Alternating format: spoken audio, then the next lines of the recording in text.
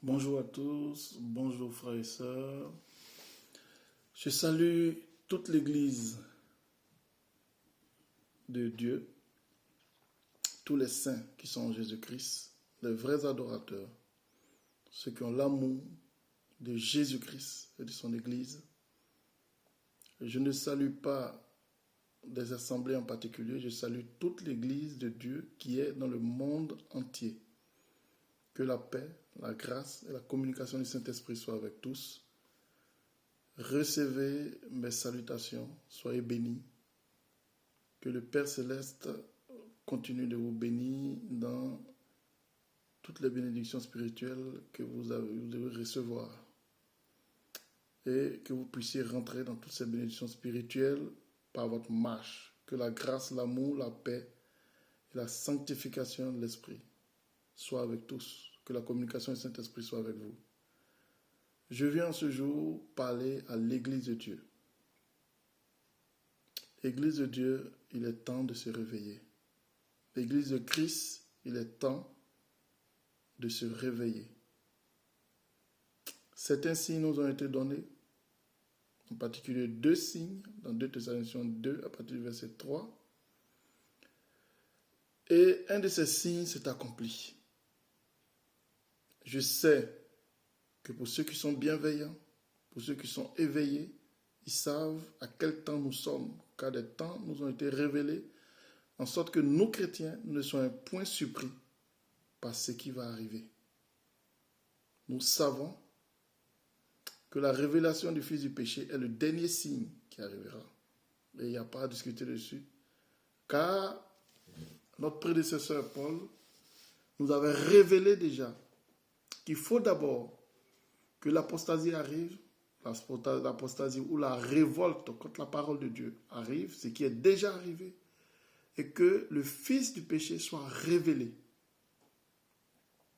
Je sais que certains contradicteurs qui aiment se contredire dans la parole de Dieu, qui aiment s'opposer à la parole de Dieu, viennent encore dire, toujours, parce que ça c'est ce qu'on aime, contredire la parole de Dieu, dit que le Saint-Esprit, lorsque le Saint-Esprit partira, à ce moment-là, il partira avec toute l'Église. Alléluia. Je vous dis, ce n'est pas ainsi. Notre frère Paul nous dit qu'il faut que le Fils du péché soit révélé d'abord aux saints, qu'il soit révélé. Donc, il faut qu'on le voie. OK? Et que, en ce moment-là, nous saurons que notre départ est proche. Le Saint-Esprit est là, dans son ministère. Le Saint-Esprit partira, nous serons avec l'Esprit, mais l'Esprit ne sera pas répandu pareil. Comme avant que l'Esprit ne soit répandu. Alléluia. Comme avant que l'Esprit ne soit répandu, nous reviendrons au temps où nous aurons l'Esprit, mais l'Esprit ne sera plus répandu comme avant. Le Saint-Esprit partira, le Fils de la perdition viendra, bien sûr, mais nous ne serons pas sans le Saint-Esprit. Nous aurons l'Esprit en nous, comme les prophètes d'antan. Nous aurons l'Esprit en nous, comme les prophètes de l'ancien temps, avaient l'Esprit sur eux, mais l'Esprit n'était plus répandu. Alléluia. Donc nous verrons bien le Fils de la perdition. Nous le verrons. Nous le verrons.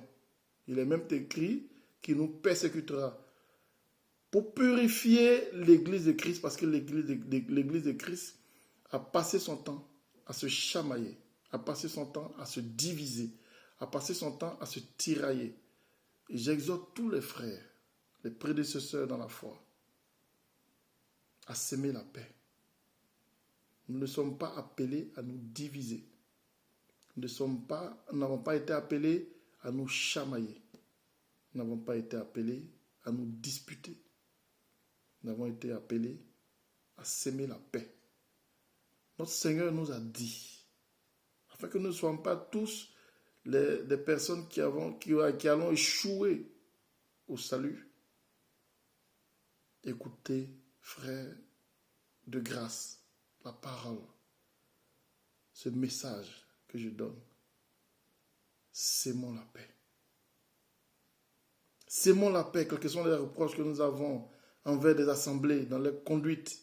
Sémons la paix et parlons-leur avec amour. Toutes choses, on se fait comprendre dans l'amour. Si telle assemblée ne marche pas droit, qu'elle veut marcher en Christ, exhortons-la en sorte qu'elle puisse sortir de sa marche qui n'est pas droite pour revenir sur le chemin de la vérité. Parce que les temps sont mauvais. Et parce que les temps sont mauvais, soyons unis, frères et sœurs. Soyons unis.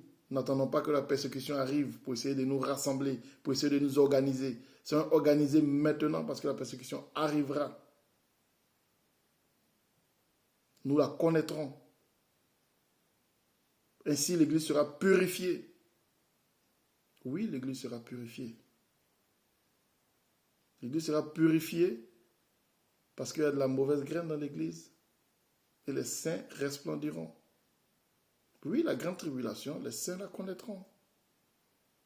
Les tribulations ne sont pas une sanction. Les tribulations font partie de la marche chrétienne. On a déjà été avertis pour cela.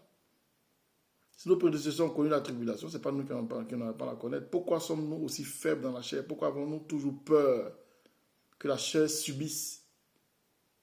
C'est l'esprit qui vivifie. C'est l'esprit qui tient la chair. Mais nous avons toujours peur que la chair soit persécutée. Pourquoi? Parce que nous nous sommes attachés aux œuvres de la chair. Éloignons cela de nous, frères et sœurs. Sémons l'amour. Le Seigneur a dit, c'est comme ça que je verrai. Vous saurez. Je saurai que vous êtes mes disciples. Frères et sœurs, abandonnons nos mauvaises voies. La voie de la division. Le Seigneur nous a dit d'assembler avec lui. Matthieu 12, verset 30. Il faut assembler avec lui. Assemblons avec notre Dieu. Assemblons avec notre Dieu. Celui qui divise n'est pas de Jésus. Celui qui assemble avec lui est pour lui. Du reste, chacun sera jugé selon ses œuvres. Et même si nous condamnons les œuvres infructueuses des ténèbres, nous ne devons pas détruire par la bouche nos frères. Parce qu'il s'agit là d'arracher le blé avec l'ivraie. En voulant arracher l'ivraie, on arrache le blé en même temps. Et nous détruisons. Nous ne participons pas à l'œuvre de Christ. Mais il faut condamner les œuvres fructueuses. Mais il y a une manière de le faire. Il y a une manière de le faire sans tirer sur l'Église. Il y a une manière de le faire sans faire peur à ceux du dehors qui veulent épouser la foi.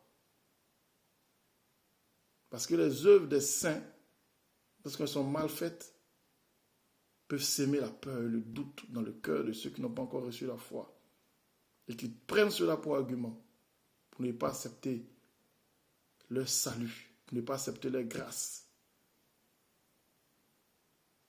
Nous sommes amenés à annoncer l'évangile, en sorte que la grâce soit reçue par le plus grand nombre, afin que les humains soient sauvés. Soyons conscients de cela. Cette chair-là doit mourir, afin que l'esprit qui en nous vive. Seuls les humains n'ont rien compris. Les plantes, lorsque on prend les graines et qu'on la sème, la graine, c'est qu'elle va mourir, mais qu'elle renaîtra de nouveau. Parce qu'on l'a jetée dans le sol qui est source de vie pour la plante. Nous, notre source de vie, c'est Jésus. La source de vie de toute chair, c'est Jésus-Christ. Oui, la source de vie de toute chair, c'est Jésus-Christ. Notre terre, de laquelle nous renaîtrons, c'est Jésus-Christ. Si notre chair ne meurt pas, notre esprit ne pourra pas vivre comme il se doit. Notre esprit ne pourra pas renaître comme il se doit. Notre esprit est déjà, il est né de nouveau, oui, il est déjà neuf, mais il faut qu'on se débarrasse de cette chair-là. Donc il faudra qu'on meure un jour. Cessons d'avoir peur. Cessons de trembler. Cessons de magnifier cette chair-là. Cessons de nous attacher à elle et de faire tout pour la satisfaire. Arrêtons avec ça. Aimons-nous les uns les autres. Partageons cet amour-là, sincèrement. Quand on voit un frère chrétien, quelle que soit la division qui est dans son cœur, il s'est attaché à la religion ou pas, essayons de le ramener à la parole de vérité. N'essayons pas de l'agresser. Faisons tout avec amour. Assaisonnez de sel, les frères. Ce n'est pas avec la force. Église de Dieu, réveillons-nous. Nous avons décidé de suivre Jésus. Ne l'oublions pas. On n'a pas décidé de suivre une dénomination. On n'a pas décidé de suivre un groupement humain. Nous avons décidé de suivre Jésus et sa parole. Parce que ce que Jésus veut, c'est les adorateurs, les vrais. Les adorateurs qui adorent en esprit et en vérité. Adorer en esprit et en vérité, c'est adorer par l'Esprit de Dieu en nous et adorer par l'obéissance à la parole de Dieu. Car la vérité est la parole de Dieu. Ceux qui ne suivent pas et qui n'obéissent pas à la parole de Dieu ne sont pas les adorateurs que Dieu recherche. Ceux qui sont idolâtres, ce ne sont pas les adorateurs que Dieu recherche parce que le premier et le plus grand commandement, sachant le commandement représente la constitution du royaume de Dieu. C'est adorer Dieu en esprit et en vérité. C'est adorer Dieu de tout son cœur, de toute son âme, de tout son esprit. Il n'y a pas de place pour quelqu'un d'autre. Tous ceux qui sont idolâtres n'ont pas leur place dans le royaume de Dieu. Ceux qui veulent suivre Dieu doivent obéir au premier commandement. Le premier commandement, qui est la constitution du royaume de Dieu. Tu adoreras l'Éternel ton Dieu de tout ton cœur, de toute ton âme et de toutes tes forces. N'oublions pas cela. Les adorateurs que Dieu cherche, c'est les adorateurs qu'il adore en esprit, en vérité. Ça nous a été rappelé. Il ne s'agit pas de faire ce qui nous plaît ou ce qu'on veut. Il ne s'agit pas de faire ce qui plaît à notre cœur. Le salut est proche. L'avant-dernier signe a été accompli. L'Église est déjà apostate. Les hommes se rebellent contre la parole de Dieu. Il ne reste qu'un dernier signe avant l'avènement du Seigneur. Église de Dieu, préparons-nous. Ne soyons pas des vierges folles, soyons des vierges sages. Ne soyons pas comme les vierges folles qui ne se sont pas préparées à la venue de leur époux et qui ont raté son arrivée. On a été suffisamment avertis par des signes, suffisamment avertis. Frères et sœurs, réveillons-nous. Lavons nos robes. Demeurons dans l'amour. Bannissons les évangiles, les doctrines qui ne sont pas de Christ. L'église n'est pas une eau douce, un endroit où on cherche à s'enrichir matériellement. L'église est présente pour lutter contre les dominations, les principautés, les puissances, pour détruire les œuvres des ténèbres, et pour annoncer l'évangile de Dieu, afin que le maximum d'hommes reçoivent la grâce que Dieu a donnée à toute l'humanité. Cela a été oublié. Une grâce a été donnée à toute l'humanité, afin que tout pécheur se répande de ses péchés et soit sauvé. Cette grâce-là, ne l'oublions pas, est la raison pour laquelle nous avons été mis à part. Nous avons été mis à part pour annoncer cette grâce à l'humanité, non pas en restant dans les salles, mais en allant partout dans le monde annoncer l'évangile. Réveillons-nous, allons partout dans le monde annoncer l'évangile. Nous avons besoin de nous réveiller de notre sommeil, Église de Dieu. Jouons notre rôle, le rôle pour lequel nous avons été mis à part, sacrificateurs. Nous avons une sacrificature royale, non pas une sacrificature religieuse, une sacrificature royale. Celle qui annonce les œuvres de Dieu, celle qui annonce le salut par Jésus-Christ notre Seigneur et Sauveur, celle qui sauve les âmes. Ne nous endormons pas, Église de Dieu. Réveillons-nous, il est encore temps. L'avant-dernier signe est accompli depuis un moment. Nous sommes dans le dernier signe. Ne nous laissons pas surprendre. Les saints du Dieu vivant. Soyez bénis. Que la paix, la grâce et la communication du Saint-Esprit soient avec tous. Je vous aime, frères et sœurs. Ne nous laissons pas diviser et n'attendons pas la persécution pour nous unir. Unissons-nous maintenant. Bannissons les mauvaises doctrines de nos assemblées. et sanctifions-nous, purifions-nous pour le royaume, car le royaume est proche. Je m'adresse particulièrement à l'Église de Dieu. Le royaume de Dieu est proche. Réveillons-nous. Soyez bénis.